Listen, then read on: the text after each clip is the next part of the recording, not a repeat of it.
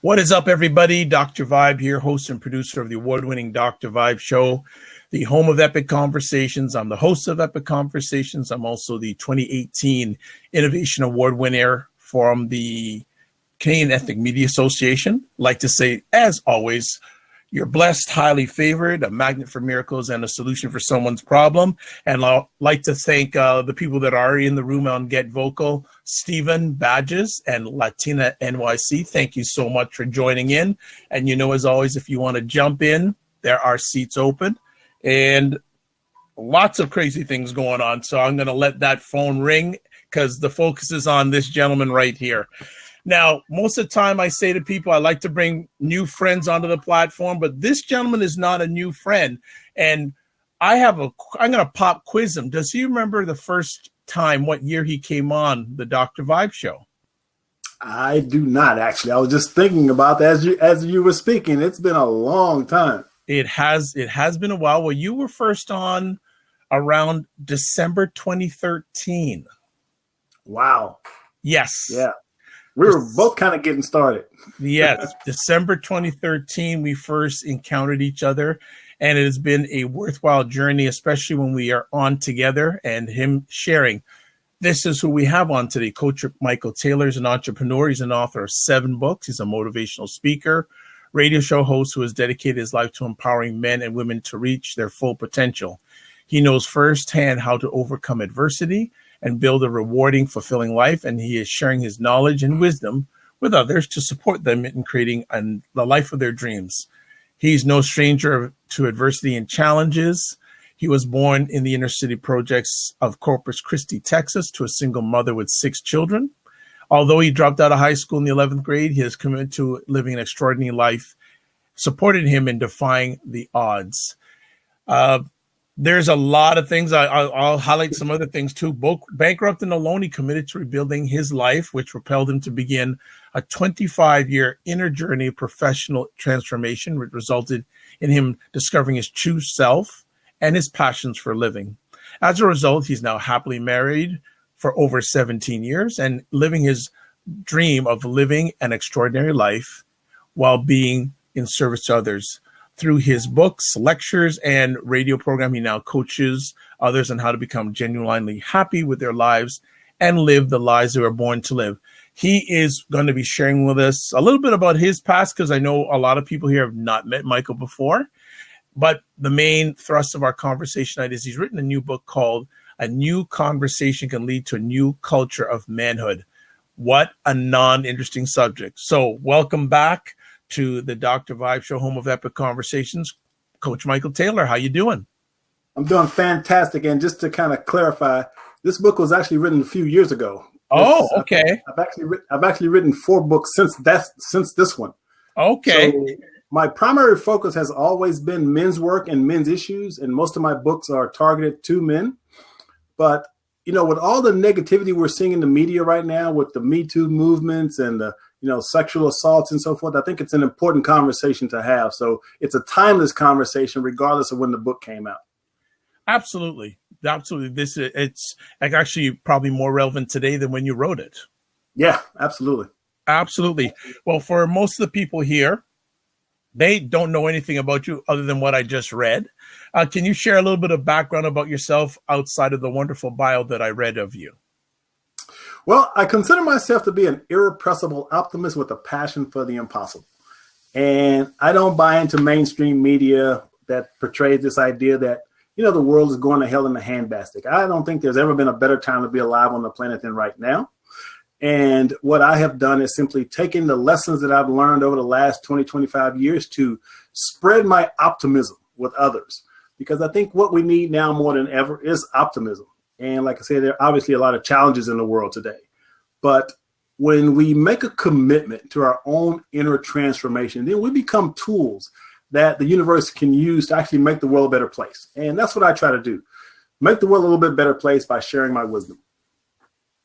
Excellent. I do want to highlight the experiences of growing up when you were younger, especially, being raised by a single mother, and she had 6 children. How was that? And what did you learn and have you learned from your mother based on that experience? Well, we were basically the poster children for poverty back in the 60s. And we were in inner city projects and, food stamps, government assistance, government housing, and all of that. But despite the lack of funds, if you will, my mother instilled in me at a very early age that anything was possible. And one of the things she taught me was, she says, if you want something badly enough, no one can keep you from accomplishing it except yourself. So at a very early age, I had this deep sense of responsibility that I was responsible for my life turning out the way that I wanted it to. It didn't matter what my race was. It didn't matter, what people were saying. If I wanted something badly enough, I could have it. And so it was that attitude that allowed me to, despite being a high school dropout, climb the corporate ladder for this building supply center and become the youngest manager in the history of that company, and one of only 2 Black managers out of about 87. And so, I'm 23 years old. I'm living the American dream, and by society standards, I'm pretty successful. And there was this drive in me. I've always known that I was destined to do amazing things. And I was, again, doing the corporate thing and living by society's rules. But it wasn't until I went through my divorce, my bankruptcy, and foreclosure that I received what I'll call my wake-up call.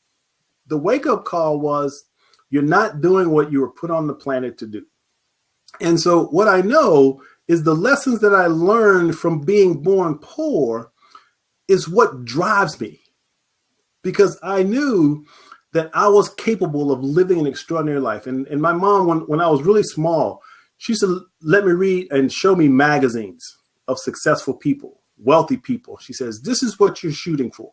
This is your goal. You can do this. And again, I just believe that at a very early age. And that's what has allowed me to far exceed what society says a young man of color with a limited education should be able to accomplish.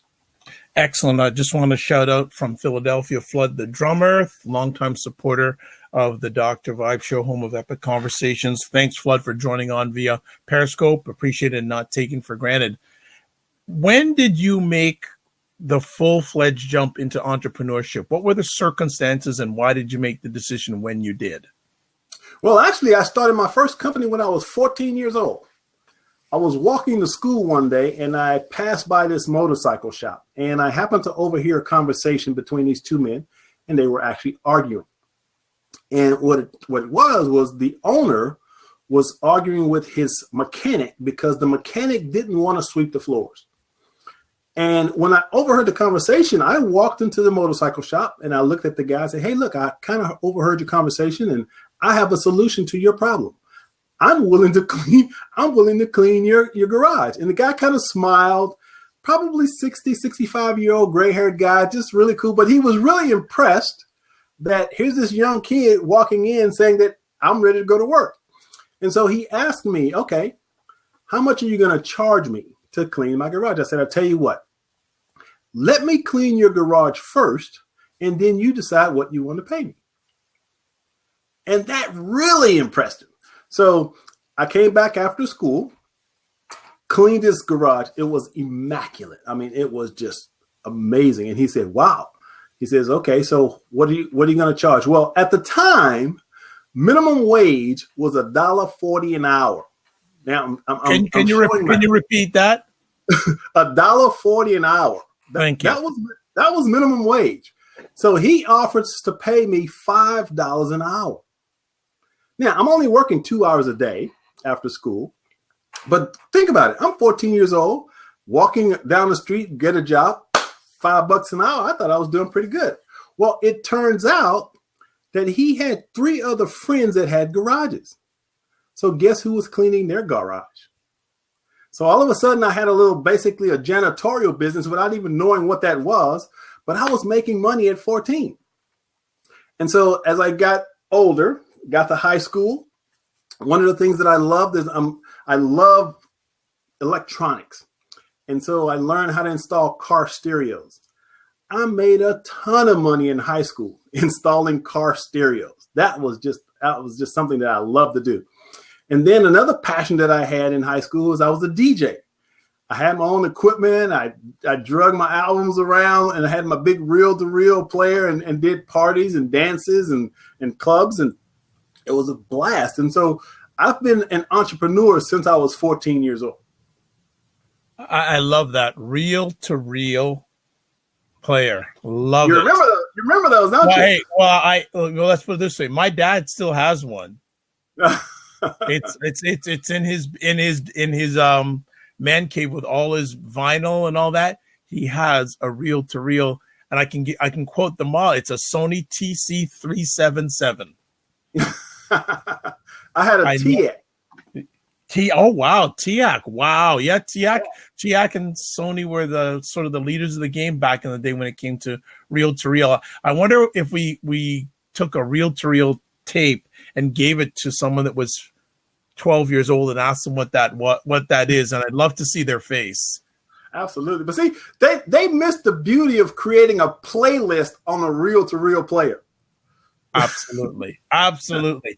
Now, what are some of the different ventures that you were in entrepreneurial wise before what you're doing now?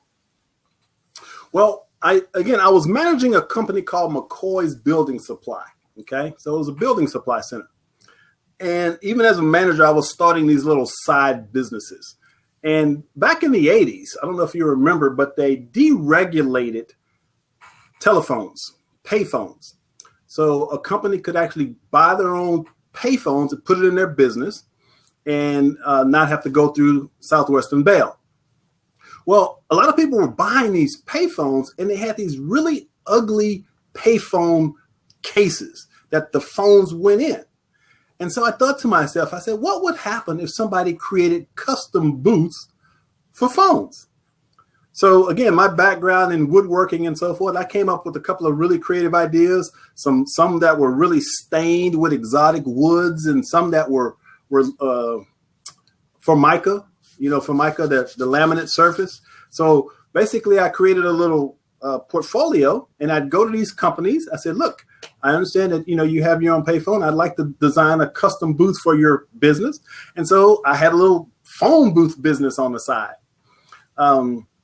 I also created a company back in the 80s where before video cameras were really, really popular, and when they were really, really expensive, I bought this camcorder. And what I would do is I would go to real estate companies and I would record and videotape going into the neighborhood, the houses that they were trying to sell, to do listings. And I actually created a little company doing videos of homes for real estate. So that's just a couple of the ventures that I started, even while I was managing that building supply center. Just want to shout out one of the faithful and loyal supporters of the Dr. Vibe Show, home of epic conversations, Claude Diamond, who's on Periscope. Welcome, Claude. And Claude is actually going to be coming on the Dr. Vibe Show in the next few weeks. I believe I have it the 25th of this month. And so check him out. Claude is a master salesperson.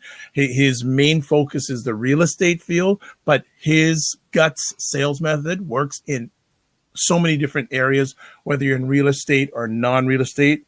It works. So definitely take a look and follow me on Get Vocal or on Twitter, and you'll get ready for that epic conversation that's coming up. How did you get into coaching, Michael? Well, as mentioned, I went through, the divorce, bankruptcy, and all of that. And it actually began, I was during the darkest period of my life. Again, I had been bankrupt, foreclosure. Actually, I was homeless for 2 years, living out of a car. And during the darkest period of my life, I was sitting up late one night, and I was sitting at the edge of my bed, and I was looking across the room at my bookshelf.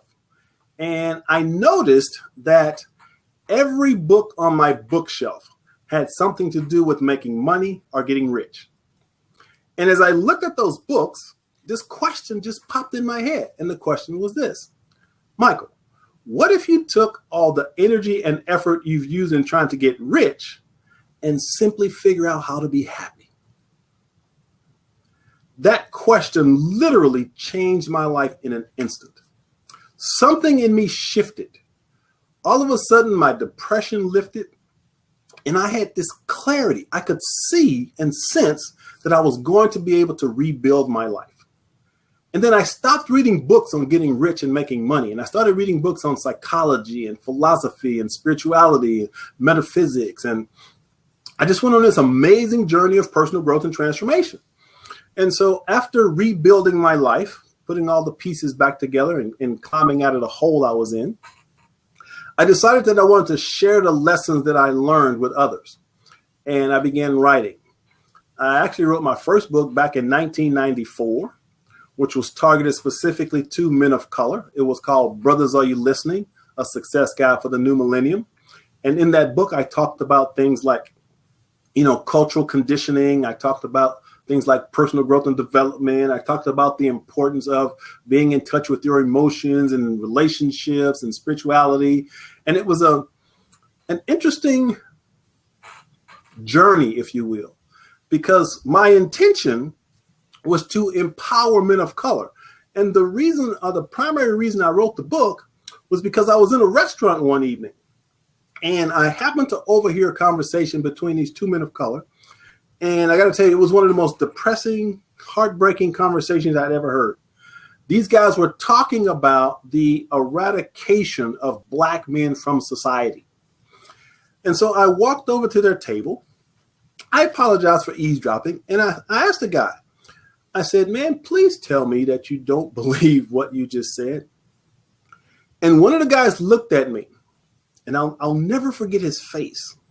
And I'll never forget the feeling that I got, because it was this feeling of hopelessness and helplessness. And he looked at me and he says, man, absolutely, I believe that. He says, don't you watch the news? He said, I believe in 20 years, all Black men are either going to be dead or in jail. And it broke my heart. And I knew there was nothing I could have said that would have really changed his mind. So I put my hand on his shoulder and I said, don't believe the hype. And I walked away.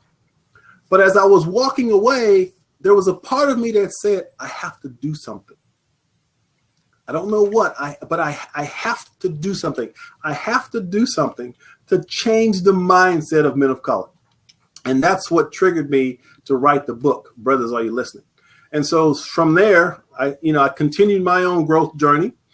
And I've been doing workshops and seminars and reading literally hundreds of books. And I've simply taken all the lessons that I learned once again and share it. And I understand, or I came to the awareness that I have this amazing gift, because it is a gift. Writing is a gift.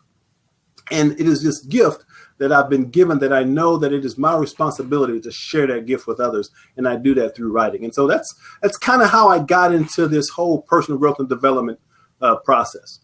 All right. Well, I appreciate you sharing this. Again, another shout out on the Periscope and Sean Osby. Thank you so much for tuning in and watching the epic conversation. So, Michael, let's turn your mind back when you were writing this book. Two-part conversation piece. Why did you write it, and what caused you to write it when you did write it a few years ago? Well, but this particular book, A New Conversation with Ben, was a continuation of my writing, because initially I was targeting men of color because there's very few men of color that are writing these types of books. But what I know is when we start talking about masculinity, it has nothing to do with race or ethnicity.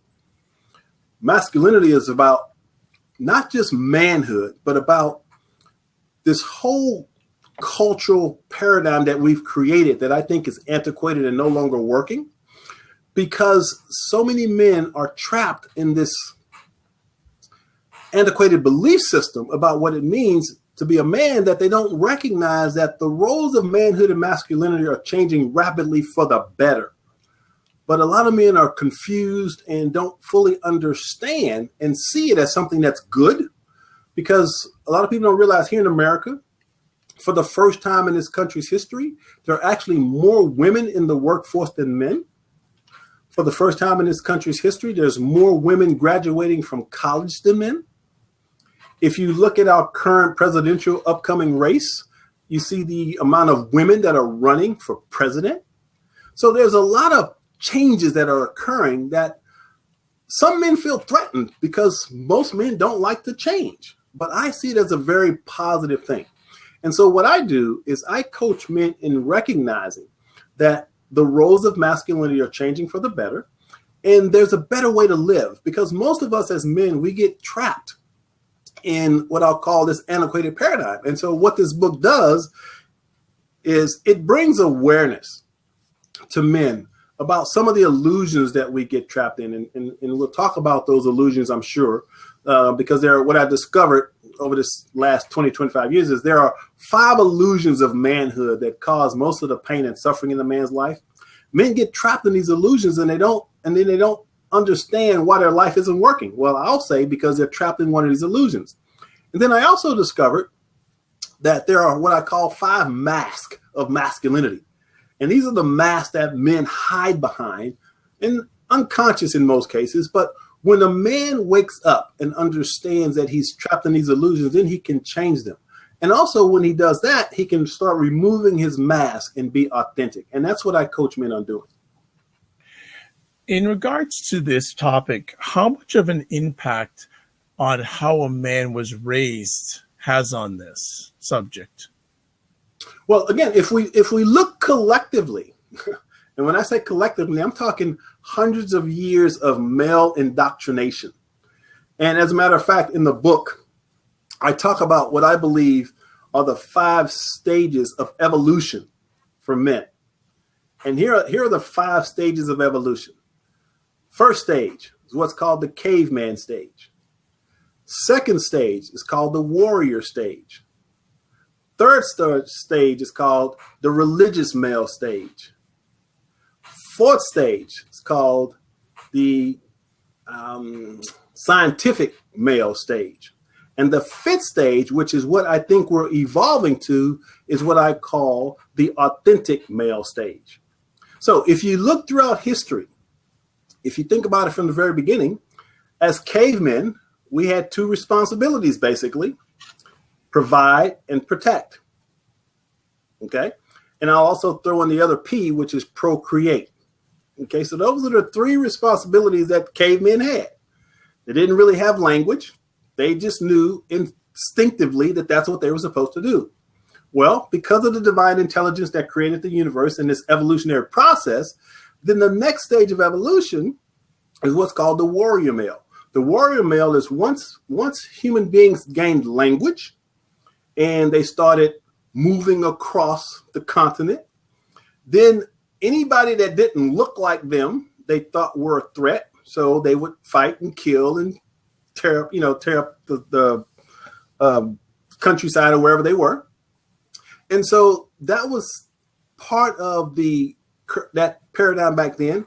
But once again, the universal intelligence that created this universe said, okay, so we need to change that. So what happens? Well, all of a sudden, we started getting these spiritual leaders that started showing up, that started saying there's a different way to be. We don't have to kill each other because we're different. And so we had, spiritual figures like Jesus and Muhammad and Buddha and all these people that start telling men that there's a different way to live. So that was what's called the religious male. Then we evolved continuously and we started moving technologically because we started creating things like the printing press and then, of course, all the different technologies. So we evolved and we started understanding how weather did this. And so we thought that, maybe God was mad at us and that's why lightning came. Well, with technology, we realized it had nothing to do with God. It's just a weather pattern and how that works. And so we shifted to this scientific, in our minds, thinking, rationalizing, intellectualizing everything, which is good. But all of a sudden, I think men are starting to say, well, there's got to be more. And I think that something more that men are hungry for is what I call the authentic male. And this is the man who takes the time to fully understand who he is. He's willing to look deep within his own heart and mind to understand that he's a human being and he can overcome and transform any challenge that he may be faced with. But he understands that it's not just about providing, protecting, and procreating. It's about connecting. And I think what men are really hungry for more than anything is connection. And yet most of us don't know how to get that.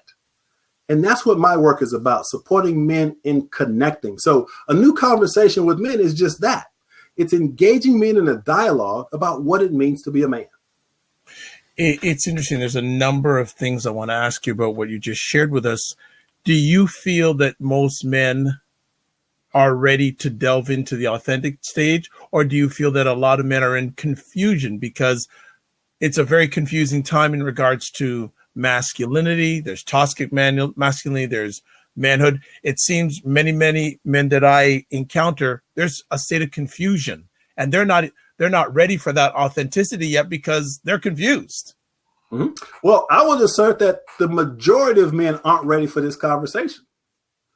The majority of men, I heard somebody on TV the other day, I can't remember, it might have been a rapper or an actor, but he said something I thought was kind of hilarious. He says, these men out here talking about men should be in touch with their emotions. And he said that, I call that the pussification of men. And so, right. So there are a lot of men that reject this conversation because they haven't taken the time to really embrace some of these ideas. And once again, we're talking years and years of conditioning.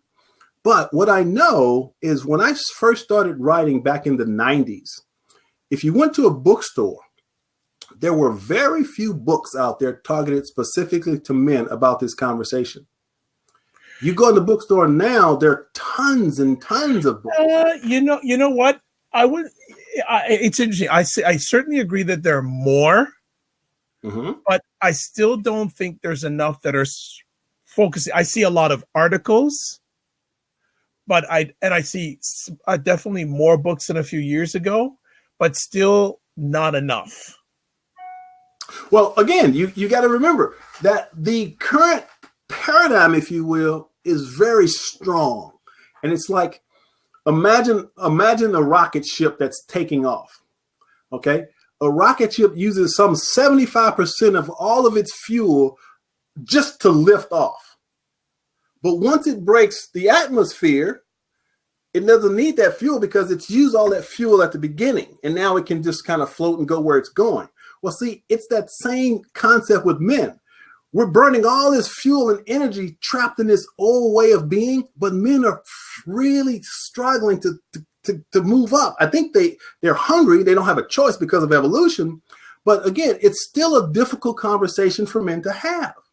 And so, again, when I look at the amount of coaches and I do several podcasts, and the people that are the men out there that are really having these deep types of conversations, organizations like the Mankind Project, which I'm a part of.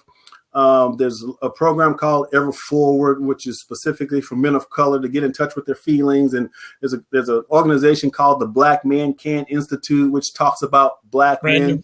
Brandon Frame.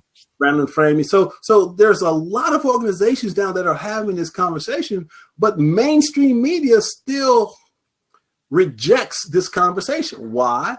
Because our media focuses on everything that's wrong. And they'd rather show you a story about a man and domestic violence. They'd rather show you a story about mass shootings and killings. They don't want to show you a story of men coming together, healing their hearts and connecting on an emotional and psychological level. That's not interesting. So again, we have to understand that, and this is, they say that the first step to solving any problem is to admit that you have one. Okay. What most people refuse to admit is that collectively, America as a country loves violence. Period. Loves violence. How do I know that? Look at your results. Look at your television stations. Look at your news media. What do you see on a regular basis?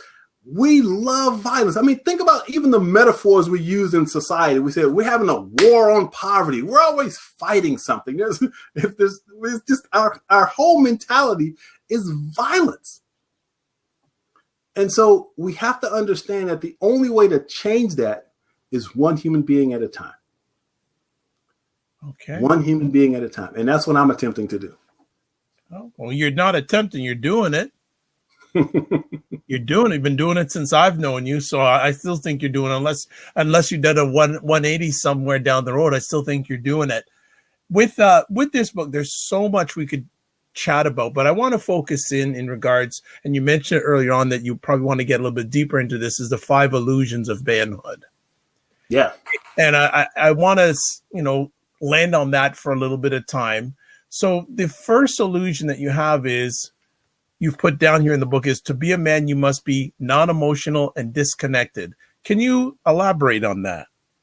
Well, we live in a culture and society that has conditioned men to believe that we aren't supposed to feel.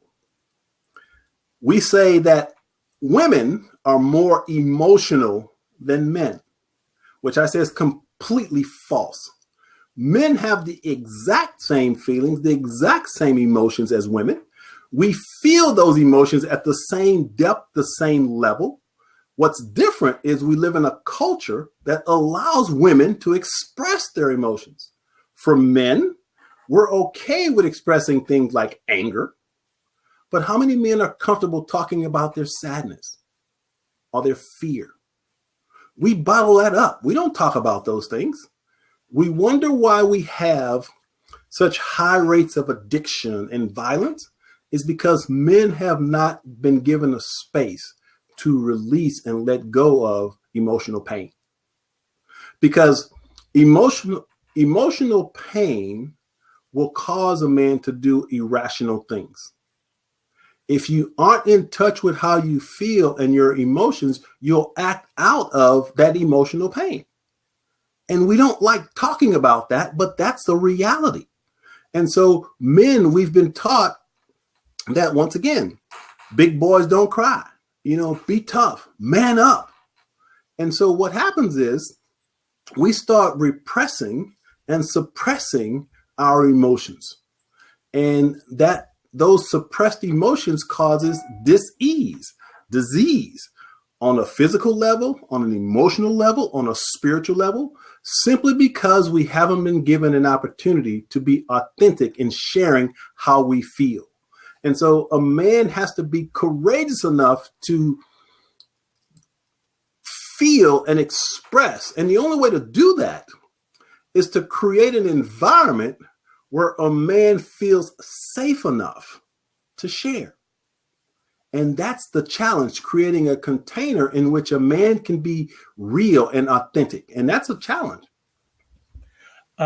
Before we go further, just want to shout out my fellow Canuck, Ryan from Alberta. He is in the room. Welcome, as always, Ryan, and hope you and your son are doing fine.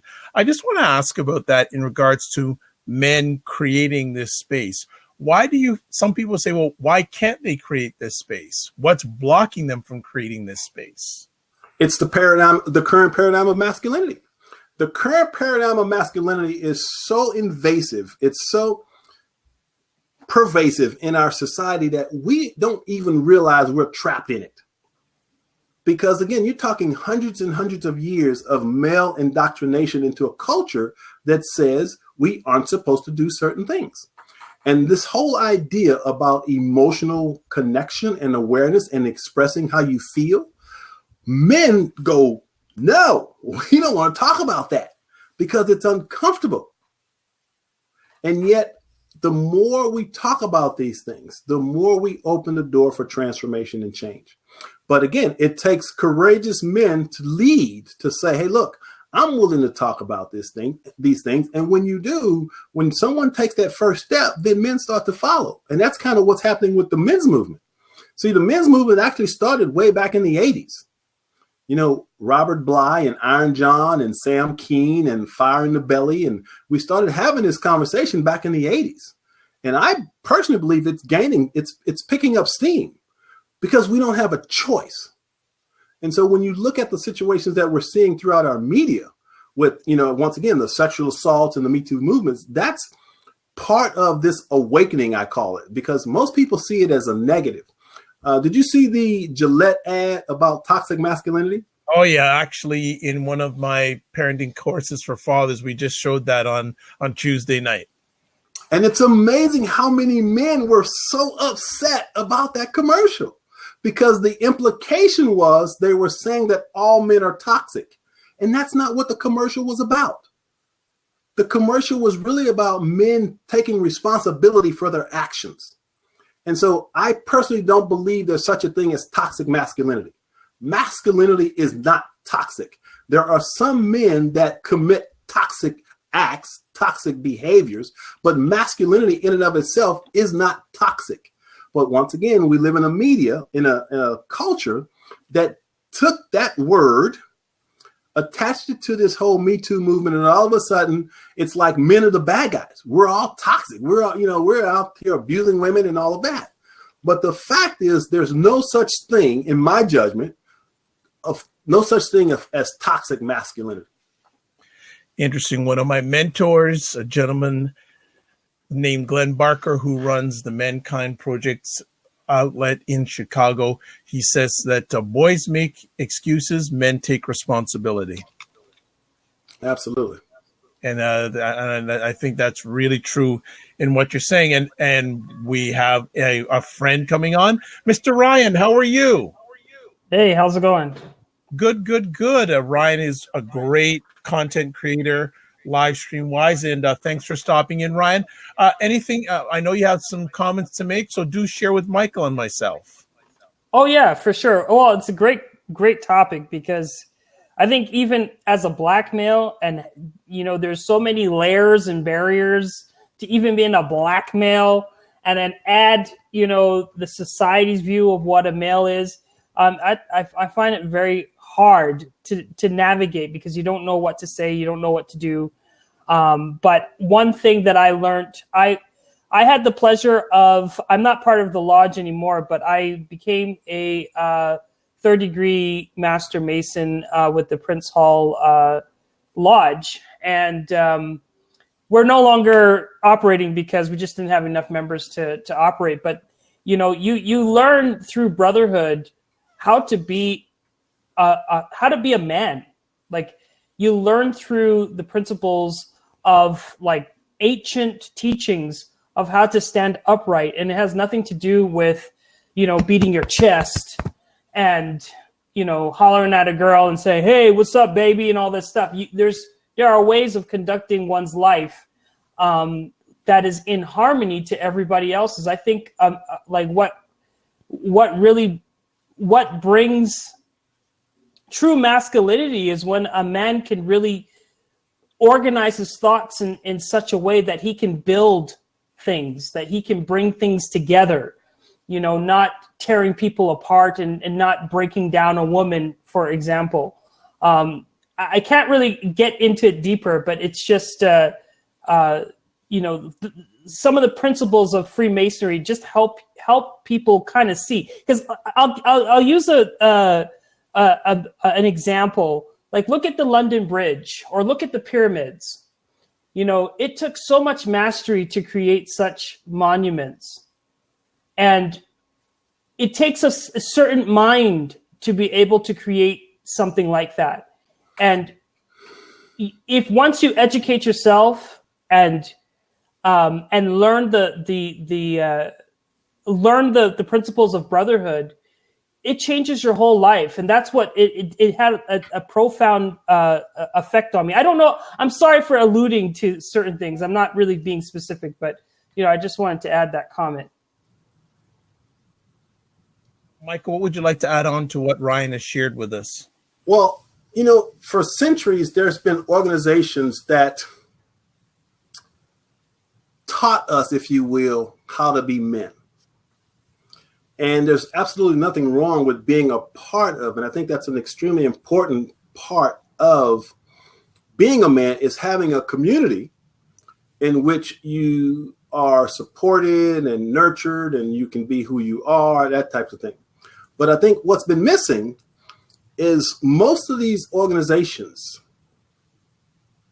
taught us how to think, not how to feel. And I think what's missing is men being willing to feel, because the true essence of who we are, our emotions are just energy in motion. And when we can't identify those emotions, then we will struggle because we act out of emotions, whether we're conscious of it or not. For example, we see a lot of violence, and the first thing we think is that violence is always the result of anger. Well, I will assert that a lot of times it's not anger at all. Anger is the only way they know how to express their emotions, period. So a lot of times what they're feeling is really sadness, deep sadness, but they don't have an outlet to talk about how they feel sad. So what do? They lash out in anger and violence. If you taught them how to get in touch with the sadness and be okay with that, they wouldn't have to act out in anger. So once again, our culture in most male organizations focus on our minds and our intellects and what we think. But an authentic man gets deeper. An authentic man goes to his heart. He takes that long journey from his head to his heart, and he's able to understand and to act appropriately when he feels a certain emotion. And so that's, again, I think where we're headed. Men are ready to go a little deeper, get out of their heads, get into their hearts, because you cannot be relational if you're unwilling to be emotional. And as men, too many times in relationships, we do relationships from here, not here. Go ahead, Ryan. Can I clarify my previous comment? Sure. In Masonry, they teach you that 90% of your of Freemasonry is brotherhood, and 10% is the intellect. And brotherhood plays a big role because you need to be able to trust people to be emotional, right? Sure. What's being emotional when you cannot express yourself and learn how to work with your fellow man? I think that in a lot of these organizations, as you say, they teach you how to have compassion. They teach you how to be charitable and how to become a humanitarian. So you are not just thinking about yourself and helping yourself become upright, but you're also, once you become upright in your intellect, that you can now lend your experience in helping other people. So, and I totally agree with what you're saying. I just thought I would clarify that brotherhood is the most important part. And I think that we need to be able to, to discuss when we have a problem and be able to have unconditional love from our friends and our family in order for us to feel safe, secure, and feel grounded, right? Because I'll say this too. I was a youth, a troubled youth at risk when I was younger. And my mentor, he came into my life and he helped me express myself through martial arts and music, and he used to help the gangs in Chicago. And he was like, he went and learned first he got beat up by gangs in Chicago, went to martial arts, and then came back and cleaned up his community and used the same principles to help shape my life. And again, it was all about just expression. It's just being able to rely on a group of brothers or sisters or whomever, but, just getting that aggression out and expressing yourself, because a lot of, even cancer is part of the cause of cancer. In some people is just repressed emotions. It's not healthy to carry around a lot of that baggage. So I thought I would clarify that, but this is a great show. I didn't want to take over. I'm going to get at it. No, you're helping making it up a conversation. So no worries at all. And certainly if you want to stay in and continue with the conversation, no problem at all. He's jumped back out. No problem. I have a feeling he'll jump back in. I have a feeling we may have to do a part 2 of this one. So because I think we're only going to probably get through 2 of these, and we just finished the first one. So we'll see how it goes, because if we want to get through all 5 of them, it's going to be a long conversation. So we'll see where we go. The next one up here is, to be a man, you must have money and material possessions. That's the next illusion out of your 5. Well, actually, let's jump to another illusion, which I think is more important, which is, okay, to be a man, you must use sexual conquest as a gauge for manhood. Okay. So that's one that we really need to have a conversation about, because that is something that drives so many men's behavior, because we think that we're validating who we are as men by sleeping with as many women as possible. We live in a society and culture that promotes this idea that sex sells. And so we're constantly bombarded with all these images about sex. A lot of times what happens, the reason a man is acting out sexually is because he hasn't dealt with his emotions. He hasn't dealt with his feelings. And so what he's doing, he's trying to validate himself through this sexual act based on a sense of inadequacy and trying to feel good about himself. And so when we as men connect with who we are, get in touch with our emotions, make a distinction between having sex and making love, which some men can't make that distinction, then we can eradicate this whole idea that men validate themselves through sexual conquest. And it begins with men being willing to be honest with how they feel. Makes perfect sense. I want to just go back to what we were discussing before when Ryan was joining in. And for a number of men, the easiest emotions are quitting and anger. Would you agree? Mm-hmm, absolutely. Because in our society and culture, we hear and we'll say, oh, he's just being a man. He's just being a man. And we accept that. And most men are much more comfortable expressing the feeling of anger because it's not as vulnerable than expressing fear or sadness. And a lot of men can't connect to joy. Why do you feel that? Because if you look at, and I really, this really comes across on a conversation I had with my son. This is a perfect example. My son, my oldest son, who's now 38, by the way, when he was in high school, I remember he took a picture with his football team. And he had this really serious look on his face. And I said, Charles, why weren't you smiling? Oh, Dad, man, I can't be a punk. He said, I can't be a punk. I can't be smiling. And I said, son, what do you mean you're going to be a punk because you smile? He says, yeah, man. I can't. And if you looked at the picture, all of the football players had this really serious, aggressive looking face. Well, see, that's the microcosm of our society. Men are taught to be hard and tough and to not show emotion. And so to surrender to joy and to express joy makes a lot of men uncomfortable. I did a speech once, and this guy came up to me and he told me, he said, you know what? I don't trust you. I said, why don't you trust me? He said, my daddy told me never trust a man who smiles all the time. Interesting. And he was serious. He was very serious. And I said, so you think a man that smiles all the time can't be trustworthy? He said, that's what my daddy said. Once again, our culture has conditioned men not to be expressive emotionally. And to be expressive, we just need to be in touch with all the energies that are in us and be able to share them authentically. How is this illusion grown as a bigger challenge more today than when you wrote this book originally? I think so. And I think part of the reason is because of the access to pornography websites and this whole idea, these, people are exposed to all this sexual content without any education about the emotional ramifications of being in an intimate relationship with a woman or a man if you're gay. So again, I think what's happening is we're reaching that critical mass where collectively as a humanity that we're saying enough is enough.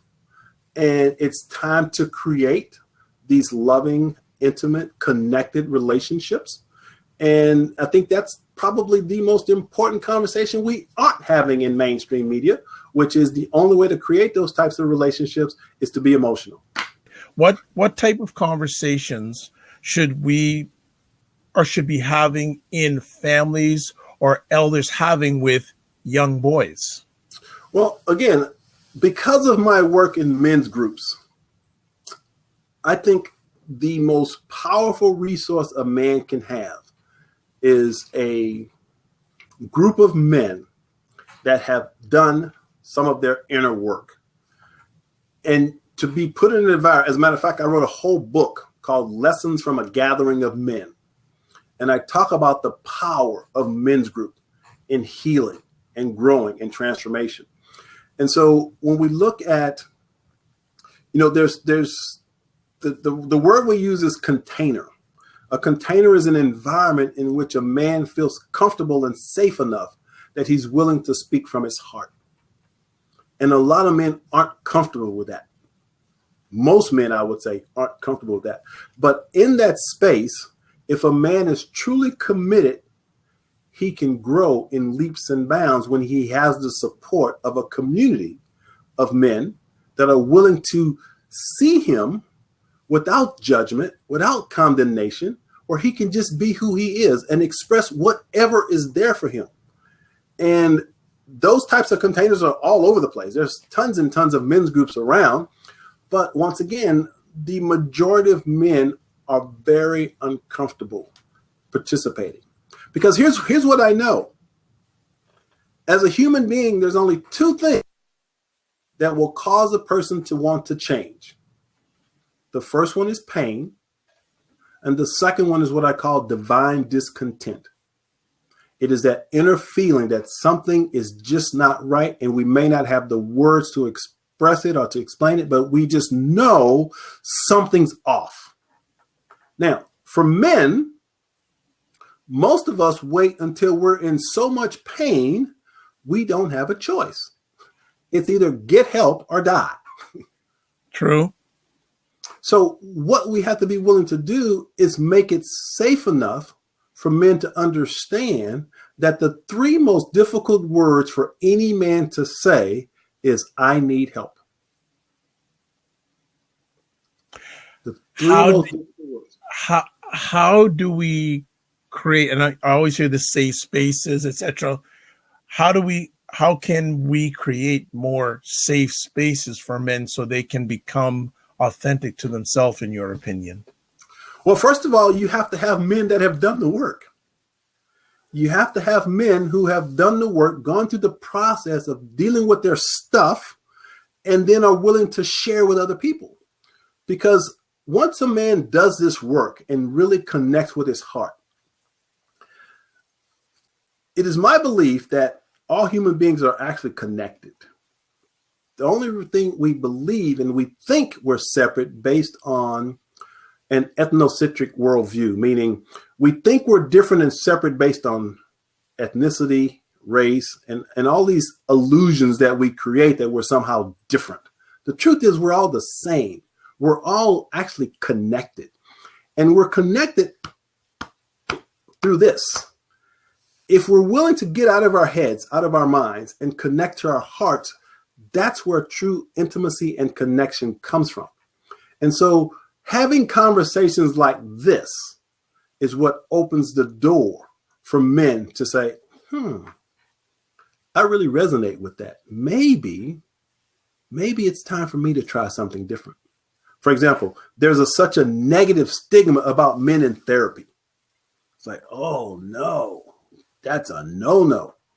But see, every man should be courageous enough that if he needs help, he should be willing to say, I need help. And the way to support men in doing that is for men like myself who are willing to say, it's okay to say you need help. And so that's why I write. That's why I speak. That's why I do shows like this, because I'm sharing a message of it's okay to say I'm not okay. Just want to touch base here on the Periscope side. Shout out to Jason Hodge. He is very much enjoying what you're sharing. Michael, what else?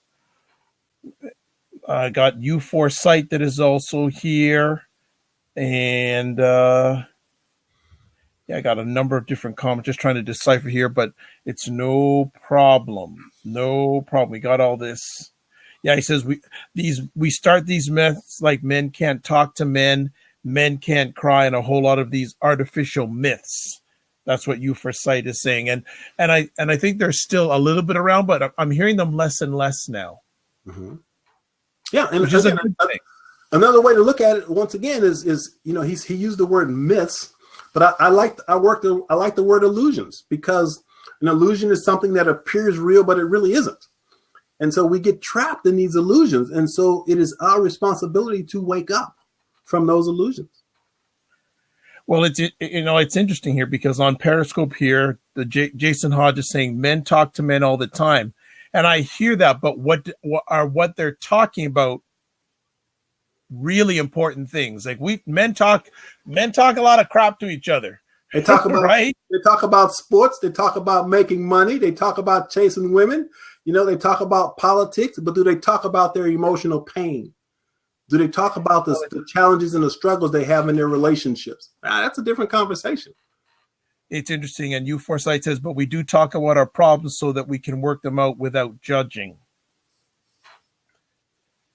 Which is interesting. Very, very interesting. So the men that are on here saying they do talk it out, which is good.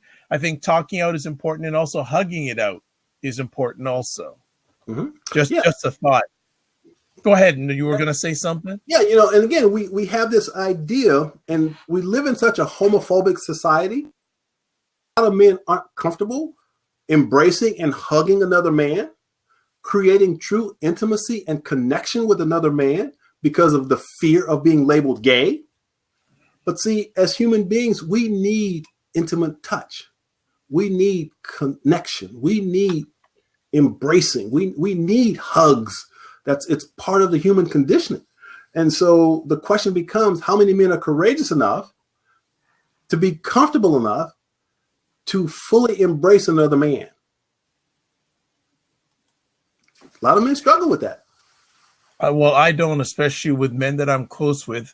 And when I see them, I hug them first, because after they leave, I don't know what's going to happen to them. And sure, life can happen. And for a lot of times, hugging a man lets him let the air out of himself, because there's so much going on inside that he knows that someone's somewhat got his back. Oh yeah. But see, again, in some of my workshops, I'll have an exercise where I just ask men just to embrace each other and then express how they felt in a simple exercise of just hugging another man. And it's amazing how rigid and uncomfortable it makes men. Now, I understand if you're hugging somebody that you don't know, sure, there can be some discomfort there. But for the most part, when you're in the environment that I've created, you should be comfortable. And so to get men to, at the beginning of the workshop, be afraid to hug each other, but by the end of the workshop, they're hugging each other and embracing each other, because we've created a space that allows them to know that it's okay. And that's what's important, creating that space, that environment where men get the sense that they can be authentic and connect with each other without judgment, without being accused of being gay or whatever. So it's about creating that space where men get real. Yeah, interesting. The Periscope comments are flying here. The Jason Hodge is saying, when you have gotten to the point where you own your identity, you can connect like that. And also to you, Foresight is saying, he could never be another man's father, but he can give a man direction. Sure. Gentlemen, keep the comments flowing. Excellent stuff, especially going on Periscope tonight. Do you want to highlight another one of the illusions, and then we'll probably start winding down, because we could go on forever. Absolutely. But we want people to buy the book. At the end of the day, we want people to buy the book. So certainly, if you want to highlight on another illusion. Yeah, let's do the last illusion, which is, to be a man, you must constantly compete with and try to outdo other men. And this is an unwritten rule that men have. We've all heard the term keeping up with the Joneses. So we're constantly competing with each other, trying to outdo each other. And I say it's time for men to stop competing and to start connecting, to understand that, number one, there's enough for everybody. But most importantly, don't try to impress me with your stuff. I want to know you. I want to connect with you. So don't come to me and say, I just spent $10,000 on a watch, or I just bought my, $100,000 car. I could care less. I want to know what makes your heart sing. I want to know what brings you joy. I want to know, can you stand with me when my heart is hurting? Can you truly be there for me if I really need you? See, those are the types of things that I want men to connect with, to understand that, yes, there are men out here that I have an amazing group, an amazing network of men who, I've known for years that, if anything were to happen, I know that they've got my back. It could be 4:00 in the morning. I can call any of these men and say, I need you right now. And they would not hesitate. Boom, they'd be there for me.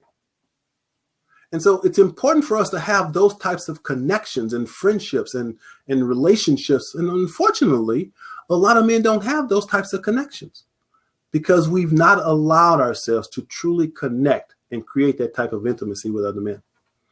So we need to stop competing. That's my whole point. Well, I agree. And what I say with people, don't compete, complete. Complete each other. Don't compete against each other. Also here, Jason Hodge is saying, huge question. And I don't know what the question was that he was referring to, but he says, huge question. He also says he's part of an authentic manhood group, and it's amazing. He has amazing in all caps. U4Sight is saying the biggest evolution is that black men and women don't like each other. Nothing could be further from the truth, especially on social. And Jason Haas says, exactly. Will you be there for your brother? Those are the relationships to have. Absolutely. Makes sense. Makes a lot of sense. Well, you know what? We're going to start winding it down because I know you got things to do and we could be on forever. I got to go hug my wife. There you go. So any closing comments, and then also how can people get in contact with you? Well, my closing comment for men specifically is to be optimistic. We aren't the bad guys. Men aren't the problem. The problem is too many of us are trapped in what I'm calling an antiquated paradigm of masculinity. So it's time for us to shift that paradigm. And we shift that paradigm one man at a time by a man gaining the courage to say, I need help, and being willing to seek out that help and know that that's okay. It doesn't make you less of a man. As a matter of fact, it makes you a stronger man. So don't be afraid to say, I need help. Reach out to someone. Create those connections, because that's what it's all about. You about to say something? Before you go any further, Michael, when you say, and I'm glad you brought that up, and I'm glad we can talk about this, you say men aren't the problem. Do you ever get pushback from people when you say men aren't the problem? Absolutely. Because what do they say? Turn on the TV, and what are you seeing? You're seeing men acting out this way. Well, I don't deny those issues, those challenges that are out there.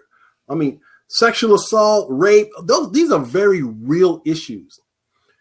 Every man has to be held accountable for their actions. So in no way do I want to deny nor minimize that we have those issues out there. But collectively, it's not the men, although the men who are the ones perpetuating the act, but it's the culture. It isn't until we shift the culture that the men can change. And unfortunately, the men have to change before the culture will change. And that's why you have to start one man at a time having these types of conversations. Excellent. How can people find out more, get in contact with you, et cetera, et cetera? Well, for any man who's courageous enough and they really want to jump into this conversation, I'm gonna stop right there. You have someone who has a question for you in our Get Vocal room saying, don't people create culture? Absolutely. And that's what I just said. So you've got a culture that needs to be changed. And the only way to change the culture is to change the people in the culture. And that's why I said it begins with one person at a time, because once we change one person and then it catches fire, then the culture changes. Okay. If Leah wants to follow up on that, I know she will in the next few moments. But I also want to catch up on I will get to that after you finish your contact information. Well, again, for anybody who's really interested in this conversation, I'll give you a free copy of the book. Just go to newconversationwithmen.com. You don't have to buy the book. I'll give you a free digital copy of the book because I'm so committed to getting this message out. So if you're really into the book, you want to read it, you want to learn more about it, just go to a newconversationwithmen.com, and there you'll have access to it. And I've actually shared the link on the Get Vocal page on the comment sections, and on the replay of this epic conversation, I will share that link also. And did you do a new conversation with me? Or did you do I see the Coach Michael Taylor product that's gonna sell the book. If they want to get the free copy, just go to a newconversationwithmen.com.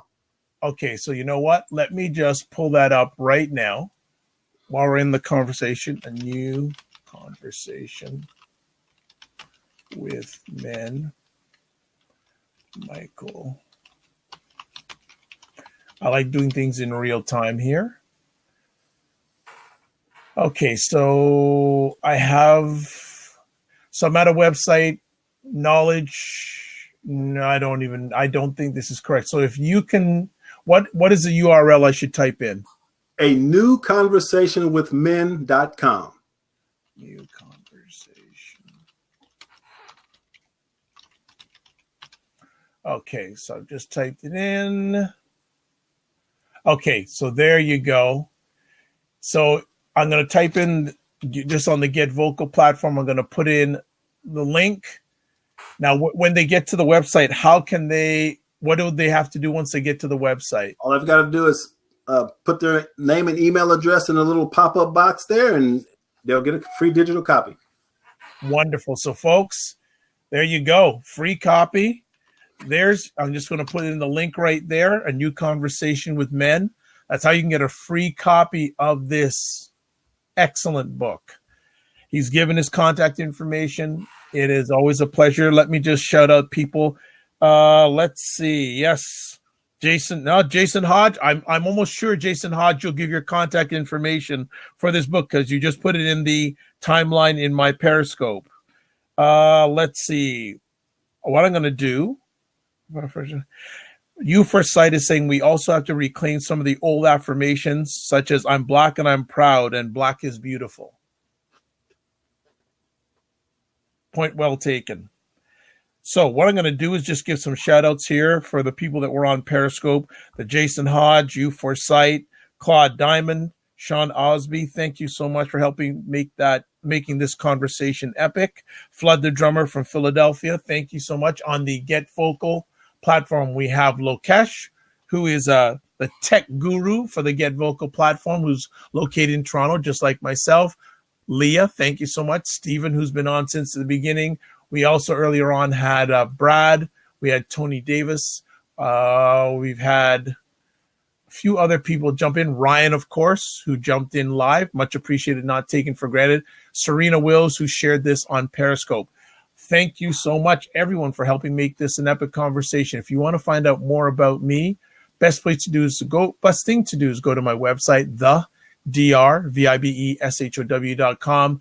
Give you all the social media information, give you all the epic conversations, whether they're via video, which is Get Vocal and or not Periscope, Get Vocal or YouTube, and all the podcasts audio-wise. As always, this is how I close out my epic conversations. Live your life as a dream. If you can dream it, you can make it. Next up, sometimes you have to get smaller to get stronger. Block assumptions, and then finally, aim bigger, aim better, aim wider. Aim higher and aim wider. Next conversation I'm having on the Get Vocal platform is coming up Monday evening. Actually, I think I have two, but I know I have one for sure. They haven't been back for a while, but we do have them back. We have Beth and Brian talking about. I'll just bring it up here for everybody. Okay, thank you. They're going to be talking about converting religious shame to soulful intimacy. And it's part 3 of 3. That's 7 o'clock Eastern time on Monday. And then on Monday evening, also, Galen Bingham, great sales professional, has over 25 years of sales management experience in companies like Coca-Cola. And he's going to be talking about the 9 steps to become the greatest in the world. So follow me on Get Vocal or follow me on Twitter, and you'll get updates on those epic conversations. As always, you're blessed and highly favored. You're a magnet for miracles, and you're a solution for someone's problem. God bless. Peace to you well. Keep the faith and walk good. Thanks for watching live or on the replay, or thanks for watching Thanks for listening live on the replay. Be well.